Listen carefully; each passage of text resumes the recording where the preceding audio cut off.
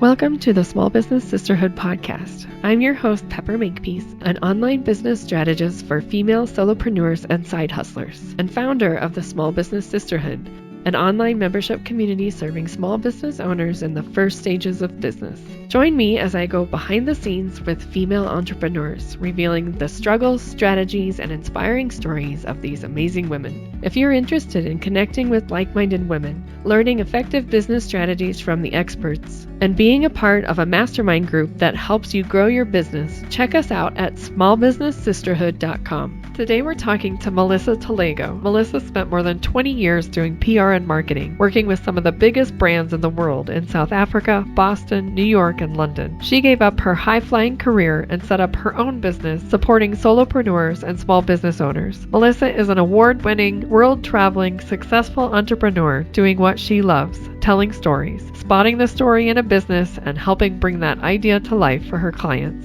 I really appreciate you being on the podcast, and I'm really excited to talk to you. Thanks, Melissa. Tell us a little bit about you and your business. My background is in public relations. I started off studying that, working in it for years in a big global company, and traveled from South Africa to the US to the UK doing that. And then after I had my kids, I realized I couldn't keep doing that because the hours were ridiculous. So I started up my own little PR business, specializing in the parenting sector, which was a huge leap from the tech practice that I'd been operating in before. And I ran that business for 5 years. And it was a great little business, really, really good. But after 5 years, I had enough of just doing PR and also just the baby sector. I'd sort of outgrown it. So I sold the business as a going concern. Took a few years out to try and figure out who I was and what I wanted to do. And then had a series of what I call campfire moments, where I realized that the bits I really enjoyed doing was helping small business owners get clear on what their business is all about, their story, basically. And I thought, well, the best place to tell stories is sitting around a campfire. And so the idea for campfire communications sort of hit me, and I just started it up. And so what I do now is I help small businesses in 4 ways. One, I help them with clarity. So I help them get really clear on what their business is all about, what they want it to be. A lot of people think that they want to be something, and then I talk through it with them and I say, so basically what you're saying is that you do X, and they're like, oh my goodness, yeah, that's exactly what I do, but I hadn't realized it. The clarity bit is a really fun bit, and it's sort of the big vision and strategy. Then there is copy and canvas. This is where I help people translate what that business is about, the clarity we've just got, and turn it into web copy.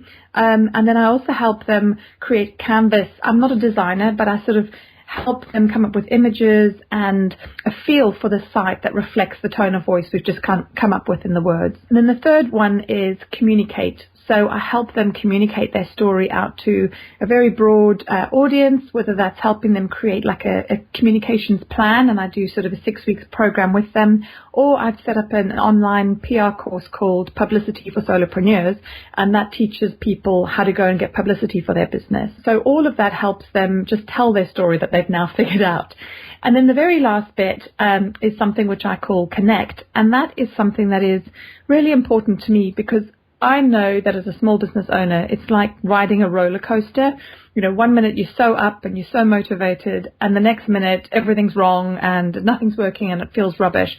And everyone seems to put on a really sort of false facade when they're out in the social media world that everything's great. But in reality, I don't think that is the case. So I created the Campfire Retreat, which is where I physically get people, small business owners, to come together for a weekend. And there's a lot of learning and training, and we do sort of brand storytelling and teaching them all the other stuff that I do one-on-one with people. But we have Campfire Confessions, where we talk about what it's really like to run your own business, the highs and lows. And we get to sort of network with each other while we're walking. And it's just a way to sort of escape the office and sort of have an away day like you would have in a corporate, but you've got it with other small business owners. So those are the 4 sort of things that I do. I love that. And I really love the idea of the campfire. Of course, you're so skilled at communicating and presenting a feeling, because the campfire really does that for me. I think the thing is, for me, what actually happened was when I was trying to figure out what I wanted to do, I paid for someone to help me with branding. pretty much what I do for other people, and I was paying someone to do it for me, and I didn't really think their service was all that brilliant. But one of the things that they asked for was, they said, if your website had a smell, what would it be? And it was like instantaneous to me, and it was like it would smell of wood smoke, because to me there's nothing better than when you're sort of walking through the countryside and you get that sort of waft of campfire smell, and I love it, because it just feels like an adventure, and it's cozy and it's warm and inviting, and so to me it was an obvious name. I love it. So tell me more about your ideal client. Like, do you work with only people that are just starting out, or is it more of, people that are pivoting? It's so funny, because I started off with really clear ideas as to who I was going to be working with, and it hasn't really worked that way. A lot of my ongoing standalone clients, weirdly, are men who I don't try and attract in any way. All of my, everything I do is aimed at women, but I don't exclude men, but quite a few of my clients are men. Some of them are, I wouldn't say big businesses, but they're much bigger than your average solopreneur. They've got a sizable workforce or a sizable turnover. But then I've also got people who are literally just starting out. And my ideal client really is a sole trader, solopreneur who wants to be better and bigger than what they are. Mm-hmm. I don't really actively appeal to people that are the very hard-nosed, hard-selling, you'll make 6 figures in a day type of, ads on Facebook people, because it just doesn't feel honest and real to me. I'm far more about connecting with people who are really going through the same stuff that we all go through, about trying to build and create a business. But they're not people that are just dabbling and hobbyists. They're people who are trying to grow or trying to set up and grow a business. And lots of them are also people who are pivoting their business. So they've perhaps been, an HR consultant most of their life, but now they want to try and change and go down a slightly different route, perhaps in diversity or something. And so they want to try and shift their business. And that's where the clarity bit really comes in handy, because they know how to run a business, but I help them get super clear on what that new direction could look like. Yeah. Can you talk a little bit more about what that process is to get more clarity about your business? It's really hard for me to put into words what I do with a client, because if I could capture it, I would. I've tried my best to do it in a workbook. But basically, I end up talking to the client and I ask them, I give them a sort of extensive briefing document that they do first to try and help ask them questions that makes them think a little bit deeper about, perhaps what is it they actually do, and who are they trying to do it for, and how would that, what problem are they solving, or how would that problem make someone feel. So I really try and get to the heart of their business by asking them all of those questions. And then it is just obvious to me what they should do. I can't describe it any better. It's just, everyone's good at something, right? And I wish I had a label for this thing that I can do. But I'm just good at saying, so what you actually do is that, and that's how you should position yourself. And then they go like, oh my goodness, that's exactly what I need to do. But I don't know what you would call that. But for me, it's just something that happens automatically when I'm talking to someone and I get the sense of what they're about and what they're really wanting. I'm not a coach. I'm not a trained coach. I don't sort of do all of the sort of asking questions and sort of waiting for the person to give me answers. I listen to what they're saying and how either motivated or down they sound when they're talking about it. But basically, it's fairly clear to me from a business point of view where they should be going. But if people aren't working with me, then as I say, they can work through this series of questions, things like what I've just mentioned, but also things like their vision and their values, sort of what is important to them and how does that come across in their business, and does it come across in their business? And if it doesn't, perhaps that's why they're not feeling too comfortable in their business. Right.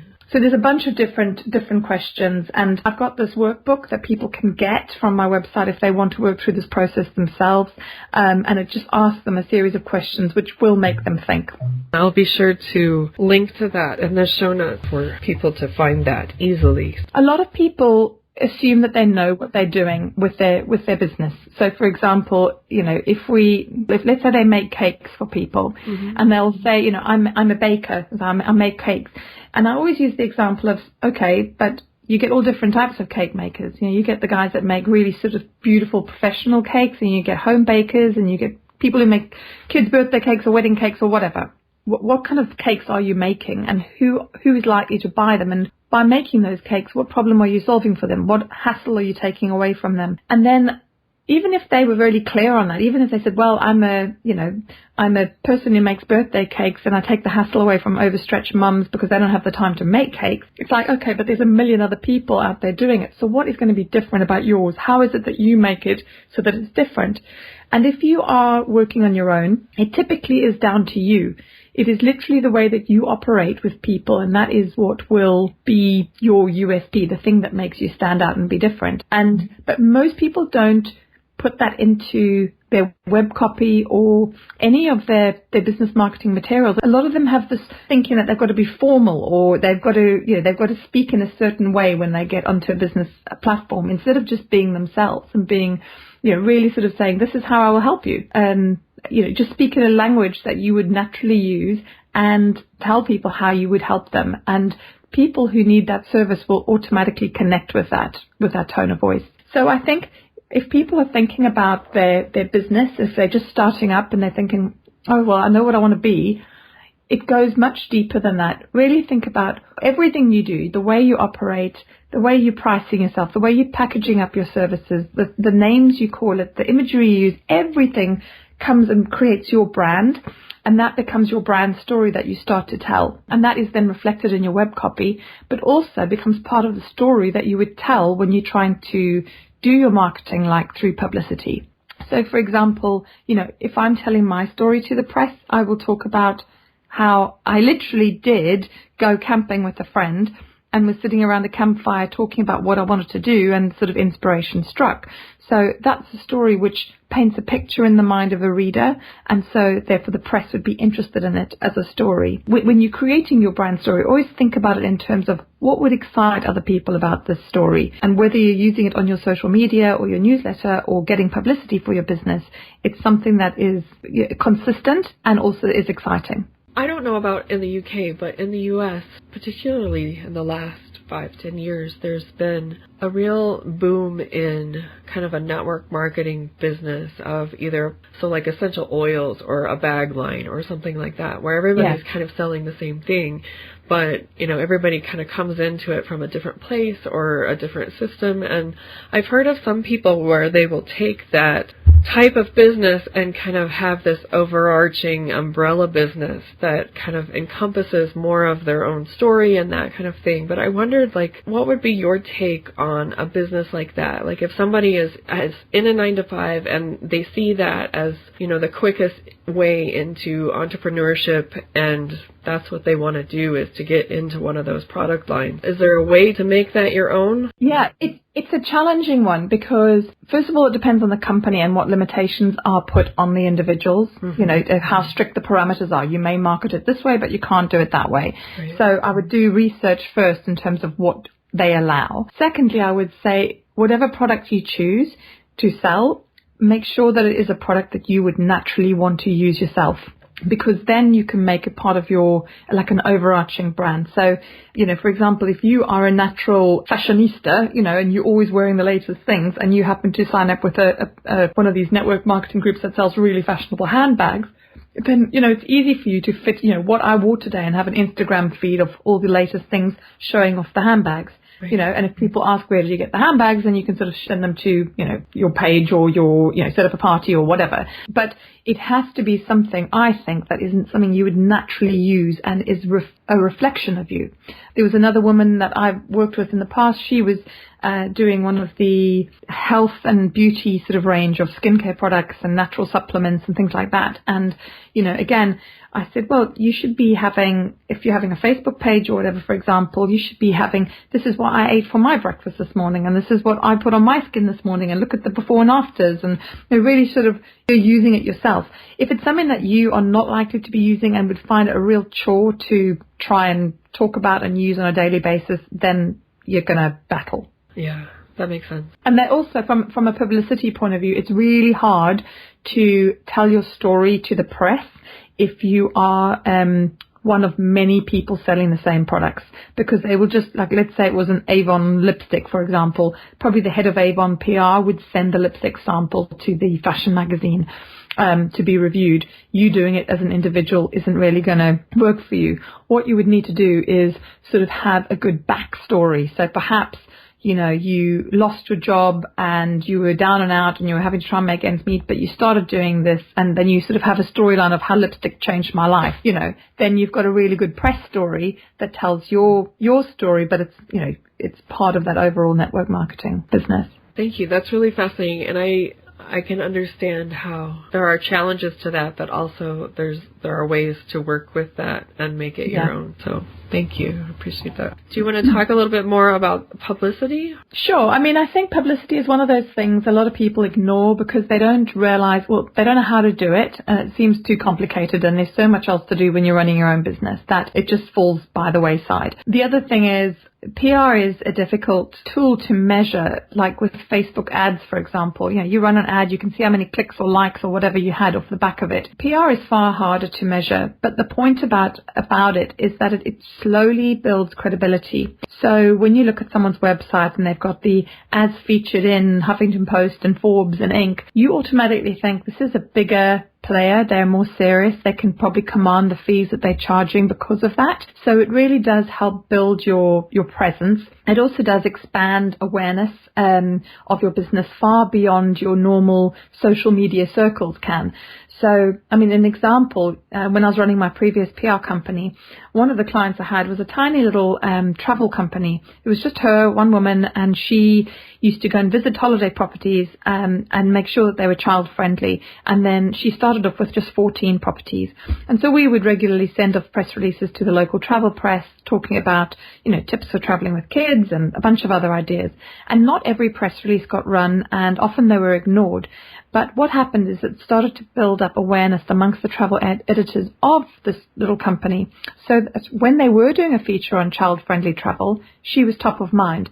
And there was one article that appeared in a national newspaper here in the UK. And off the back of that one article, she generated £17,000 worth of sales. Mm-hmm. And she knew that because she asked people when they booked, where did you hear about me from? And they said, oh, in the Telegraph. So it does absolutely drive sales, but people seem to dismiss it and think, oh, it doesn't work because it's not instantaneous. And it just really does help to just build your profile. So if you think about it in those terms, if you think, right, I know this isn't an instant money spinner or game changer, but it is a slow burn that is going to help me build my credibility and my presence, then it is an amazing tool, because if you know how to do it yourself and you're not paying a PR company, it's free. And you are getting featured in national publications and TV and radio and all sorts without paying a penny. Whereas, you know, the equivalent of what you'd pay for that in advertising is thousands, millions for, you know, sort of national TV. So it's about learning how to get in the press. And it really isn't that tricky. The first thing to realize is that journalists want to talk to people all the time. They need people to make up their stories, especially in glossy magazines. They're always looking for case studies and people to talk to. So, for example, I'm being featured in 2 national glossy magazines in April here in the UK. One was about people who walk, and the other one was about stress and the impact stress has on your life. And I sort of used the angle of the fact that I use walking to de-stress. Now, neither of those 2 pieces necessarily support my Campfire Communications business, but I've set up a group for women around the world who like to walk called Glamourax, and I wanted to try and drive awareness of this group. So I use those 2 press opportunities specifically to try and build awareness of this group. If you are aware that there are journalists looking to talk to you, you can get in the press really easy with very little effort. If you know how to just think like a journalist, and to think like a journalist, you need to think about the story. Why would a reader find this interesting? If you go into them and you say, I've got this fantastic new product or service and it's so amazing and you should write about me, they're not going to care because the reader doesn't care. But if you said, I had this problem and I did such and such and this is how I transformed my life with it, or you come up with a different angle, that's when the press are going to get interested. And then to find those press opportunities, it's actually really simple to find them on an ongoing basis just by using Twitter. So in the US, you would search under the hashtag #Haro, Haro, or in the UK, you would use #journo request. And if you use a tool like Hootsuite or TweetDeck, you can create a column with that hashtag, and you will just have a stream of journalist requests coming in at you every day. And not all of them are going to be relevant, but some of them will be. And if you respond to them, give them useful information, it is really easy and possible to get in the press without spending any money and without trying very hard. It doesn't take up a huge amount of time. Obviously, if you want to do it on a consistent basis and learn how to do it properly, then you can either outsource it, or like people like me and others, we have courses that will teach you how to do it and how to do things like write a press release or how to find press contacts, that kind of thing. But really, it is a tool that I would strongly recommend to all small business owners because it does boost your credibility and it is free. I really love that. And I honestly, publicity has never been an easy thing for me personally. And I think I have some weird mindset stuff around it because it seems like something that it doesn't come naturally to me in terms of something that I do consistently in my business. I have done some of it, but as a practice, I don't think it's ever something that I have felt like I'm very good at. So reaching out to people like yourself that are really good at it and know how to do it has always been a better option for me. The thing is, like, so in my course that I've got, it's called Publicity for Solopreneurs, but it says, the sort of tagline is, even if you're short of time, money, and confidence. And the confidence thing came up because so many sole traders tell me that they don't feel confident. They don't feel big enough. They don't know how to do it. They're worried that they'll make a mistake. They feel that they're bragging and they don't want to do that. They're worried about having their personal details put out there. There's a million reasons. So actually the first module in my course just tackles that. It's like, okay, right, let's get rid of all of this because it's nonsense. I'm going to tell you why you are capable of talking, why you are an expert, how you can get over this, even a sort of fear release thing about talking to the press. And honestly, the more press interviews you do, the more fun they are. They really are. You're just having a chat with someone. And I mean, this is very different from being a president or a CEO of a major Fortune 500 company and you're getting grilled by the financial press. It's not like that. That you're a small business owner and you're telling a story that's interesting and engaging for their readers or listeners. So really, if you just add it the same way that you might have I need to send out a newsletter once a week or, have put out this many posts on my social feed. If you create a calendar that plots in your PR stories for the year, it's dead easy. So, for example, if you create gifts that are perfect for Mother's Day, you know that you should be doing some PR for that. And the magazines will be covering Mother's Day gift ideas, but they'll be working on them 3 months in advance of Mother's Day. So if you plan ahead and you think, I've got the perfect thing for Mother's Day, send that out to the shopping editor at the magazine. There's your product featured in the publication. It's just, if you just start adding it into your planning cycle of everything else you do, it really does make a difference. I love that. Thank you. I don't think I'm alone in that confidence thing. So I think that's I'm really grateful that you include that in your course because I think there are so many of me out there that feel that way. The thing is though, I mean, everyone says, I don't feel confident, but if you are offering your services and people are paying you for your services or your expertise, you are an expert. And therefore, you are an expert in whatever it is you're doing, and you're going to know a heck of a lot more than any journalist interviewing you, because they're an expert in being a journalist, and they need experts like you to talk about what's happening in your space. As long as you remember that, you are good at what you're doing, and you are have a legitimate reason to go and talk to someone as an expert.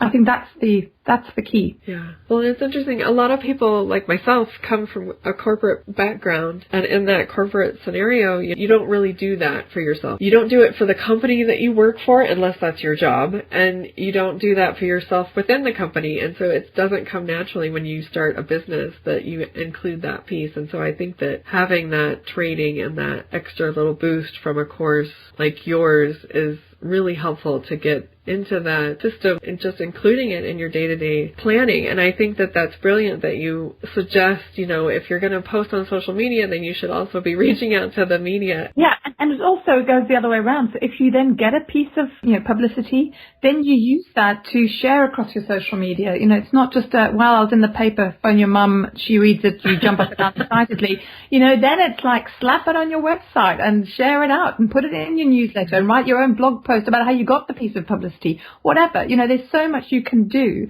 with it. But it's just, people seem to sort of forget about it. They sort of think, oh, it's not part of the marketing mix somehow. It's just like it's out there.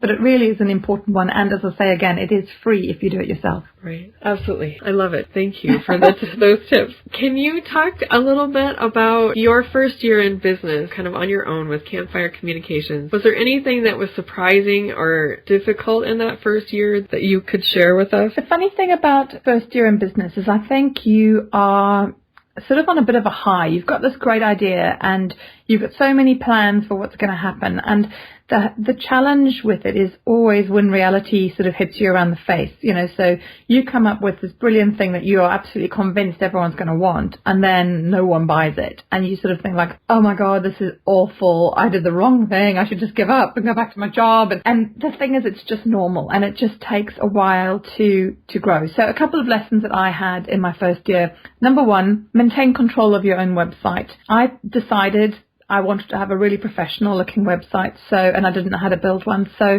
I paid someone quite a lot of money to build one, and it was a nightmare. It looked amazing, but I couldn't alter a thing without the whole thing crashing. And it ended up being such a disaster that I had to scrap it and start again from scratch and build my own. And I actually did that really easily, just using one of the template-based websites. But I just loved the fact that I had control and I could make as many changes as I wanted. So that was number one. Number two was the expectation and the realization that whatever you think you're going to do, it will change, and it needs to change, because you can have a set idea as to what you want to offer, but your clients are going to tell you what they want, and you need to be able to adjust and adapt and pivot so that you can actually capture the people that are trying to throw money at you for something else that you're not necessarily offering. If you sort of stuck in there, well, I said I'm going to do this, I'm going to do this, and that's all there is. And if you've got a website that you can't adjust, then you're kind of, stuck. So I would say be prepared to change. I always say try and maintain a consistent brand. So for me, mine was always about having the campfire and the feel of a campfire, the kind of sense of adventure, and it's lovely and warm and honest. Honesty is so important to me. So that was going to hold true no matter what services I offered, but the services themselves varied. And then the other things is, I think that they're the lessons I learned was, when you are new, when you're starting up a business and you've got no contacts, bearing in mind I was in a new city when I set this up and I didn't know anyone and I was trying to do something slightly different to what I was doing before. The only way I could really do it was through networking. And this is not necessarily face-to-face networking, because I found face-to-face networking where I was, it was lots of sort of middle-aged men who were all talking to each other about the same stuff, and it just wasn't my bag, and it was never going to go anywhere for me. But online networking on groups and things on Facebook was brilliant. And again, I didn't do it with the intention to sell. I just did it to help. So if someone asked a question, I would offer as much advice as I could. I also started pricing my stuff. I started out quite low just because I actually didn't even know what to charge. I didn't really know what people would pay for. And at the back of that, I think some people would argue with the strategy, because they'll say, oh, you'll pick up the sort of bottom feeders who just want, cheap stuff. But actually what it did is that it gave me a chance to refine my offerings and really learn what people wanted and the type of things they were asking for by offering a sort of lower cost entry-level product. And then I built up this sort of fan base of people that were really positive and had given me these amazing testimonials mainly because they had to sort of not pay very much and they were getting a huge amount of value for it.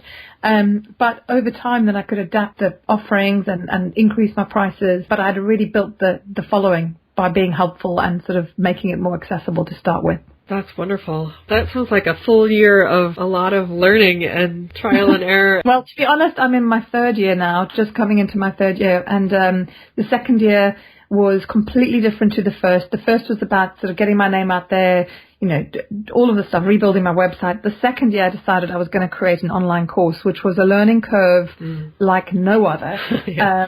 And it literally almost took up the whole year. On my blog, actually, I write, I'm always exceptionally honest to a fault almost. I think I shoot myself in the foot half the time, but I was very honest in terms of the process, what that involved, and the highs and lows of once you launch a course, and if you don't get enough people buying it, and what does that feel like, and everything. But I also set up my campfire retreat last year, and I ran that for the first time, having never run a retreat. So last year was all about sort of stretching myself. And then this year, as I say, I've refined it into the 4 blocks of offerings, and I've gone for higher prices, and I'm quite happy to have fewer higher paying clients, because at the same time I'm developing the sort of my side gig alongside this, which is my walking group for women, which, that puts a fire in my belly along with Campfire. And I will include the link to your walking group too in the show notes. That would be brilliant. It's called, just to say a note on that, it's called Glamorax, because I was thinking that there's a real gap in the market for a lot of walkers are either sort of young or like just sort of epic hiker types. They're sort of really full on and, super athletic and would go on mega adventures. And then at the other end, you'd get the sort of elderly ramblers. And I felt that there was a middle ground. I mean, it's open to women of any age, but really I felt there was a middle ground of women in their 30s, 40s and 50s who were under the most stress and pressure. They were either raising young kids or juggling kids in career or looking after kids' career and elderly parents. And all of us, and I felt that they were slightly glamorous, but they still wore their anoraks. That's where the name Glamorac came from. And it's a mindset about we just want to get out and enjoy being in nature and walking rather than just, going on these epic hikes or having a little dawdle around. So that's the intention. And the aim is really, I want to have, and I already have got, but I want to have more. I want to have women from around the world. So if someone's in Brazil and they're a regular walker in Brazil and there's someone in New Zealand and they're like, hey, where do you walk? I walk here and I happen to be coming to New Zealand. Can you recommend a walk? So I want to be able to connect women from around the world, just getting out there. I love that. And we're all traveling all the time, so that'd be really great to know where to go. Exactly. So any last action step for people to take? Action step, I think, depending on where you're at in your business, I would, no matter where you are, whether you're just starting out or you've been going for a while, I would take time out just to have a think about, is your business still matching where you are at? Because I think often, you can create a website and have these packages and services, but things change. You change, or your client base changes, or what people are asking for changes, but your actual marketing isn't keeping up and isn't reflecting that. So I would take time out just to give your website and everything that you do a sort of another fresh look and say, does this still excite me? And is it exciting other people? And if not, then go through the sort of clarity exercise that I mentioned, this Campfire Clarity Workbook, which people are welcome to get. It's a freebie. And then once they've got that, just start to think about how does everything they do reflect that brand story? And then just make sure that you start adding PR to your to-do list, because it's a really, really good thing to do. I love it. And I'm going to do that today. Good. You've inspired me.